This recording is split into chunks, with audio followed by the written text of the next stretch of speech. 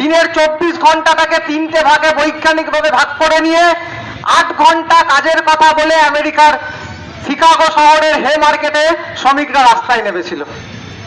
আর সেই দিনের আন্দোলনের পর থেকে গোটা পৃথিবী জুড়ে 8 ঘন্টার যে কাজের অধিকার, শ্রমিকদের 8 ঘন্টার যে কাজের স্বীকৃতি, সেটা প্রতিষ্ঠা হয়। আজকের দিনে আমরা কি দেখতে পাচ্ছি বলেছে পূর্ববর্তী বক্তার, সেই বিষয়ে আমি যাচ্ছি না।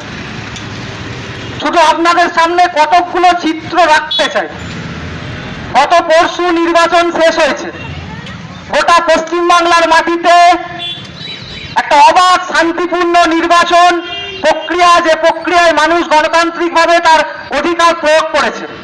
আবার এটাও ঠিক, এই এমন একটা নির্বাচন আমরা দেখলাম যে নির্বাচনে 27 লক্ষ মানুষ, যারা এ রাজ্যের একজন বৈধ নাগরিক, একজন বৈধ ভোটার, নির্বাচন কমিশন, এদিকে বিজেপি, এদিকে তৃণমূল, এই তিনজনের অপদার্থতায়, তিনজনের ব্যর্থতায় এ রাজ্যের 27 লক্ষ মানুষ, এ রাজ্যের 27 লক্ষ আমার সহনাগরিক, তারা এই নির্বাচনে তার গণতান্ত্রিক অধিকার, তার ভোটাধিকার প্রয়োগ করতে পারল না। লজ্জা লাগে, ঘেন্না হয় এই দুই সরকারকে দেখে।